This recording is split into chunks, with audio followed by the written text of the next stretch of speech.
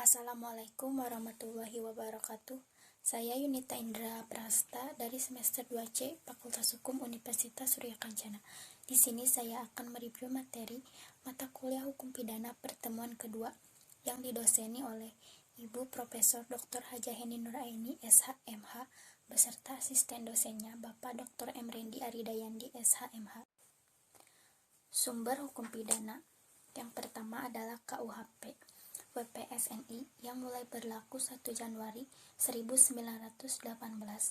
KUHP yang berlaku di Belanda dibawa ke Indonesia, merupakan turunan dari Perancis Napoleon Bonaparte. WPSNI mengandung pembagian kependudukan digunakan untuk orang Eropa. WPSNI dengan pidana Indonesia masih dianut hukum pidana mati. Di Belanda tidak boleh ada hukum pidana mati. Yang kedua, peraturan-peraturan lain di luar KUHP, seperti Undang-Undang Tindak Pidana Korupsi, Undang-Undang Tindak Pidana Terorisme, Undang-Undang Tindak Pidana Narkotika, dan lainnya yang menganut tindak pidana khusus.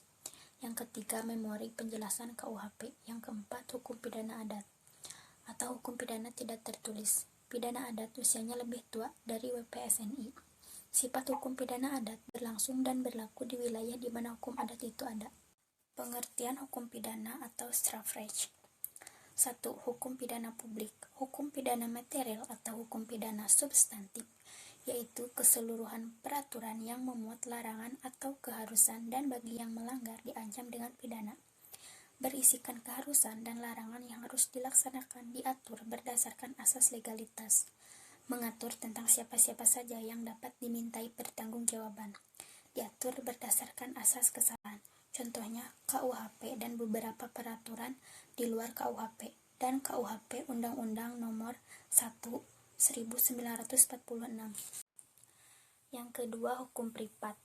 Hukum pidana formil yaitu keseluruhan peraturan yang memuat hak, cara-cara negara untuk memberikan pemidanaan terhadap orang-orang yang melakukan perbuatan terlarang atau tindak pidana yang dilakukan oleh aparat penegak hukum. Contoh KUHP, Kitab Undang-Undang Hukum Acara Pidana, atau Undang-Undang Nomor 8 Tahun 1981. Pembagian Kitab Undang-Undang Hukum Pidana atau KUHP dibagi menjadi dua, yaitu yang pertama bagian yang bersifat umum, yaitu buku 1 pasal 1 sampai 103 berlaku untuk seluruh lapangan hukum pidana baik yang terdapat dalam KUHP maupun di luar KUHP. Yang kedua, bagian yang bersifat khusus, mengatur perbuatan-perbuatan mana yang dapat dipidana dan disertai ancaman berupa sanksi yang melanggarnya. Diatur dalam buku 2 pasal 104 sampai 488 tentang kejahatan. Buku 3 pasal 489 sampai 569 tentang pelanggaran. Berlakunya hukum pidana. A. Menurut waktu. Didasarkan pada asas legalitas atau principle of legality. Dalam KUHP diatur pada pasal 1 ayat 1 yang berbunyi, tiada suatu perbuatan dapat dipidana kecuali atas kekuatan aturan pidana dalam perundang-undangan yang telah ada sebelum perbuatan dilakukan.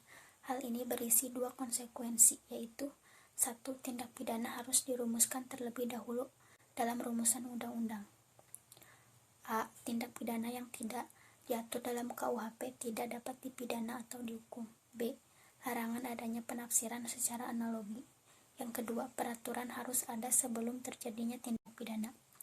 A. Tidak boleh berlaku surut atau retroaktif.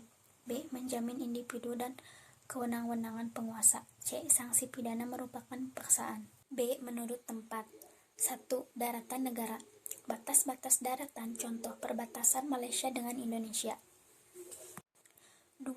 Perairan laut teritorial yang ditetapkan oleh hukum internasional. ZII, zona ekonomi eksklusif. Di dalam ZII, itulah batas wilayah negara di lautan. Yang ketiga, udara di atas wilayah negara. Jika ada suatu pelanggaran hukum pidana di udara bagian Indonesia, maka dapat dilihat dari pesawatnya berbendera apa dan berlaku hukum Indonesia.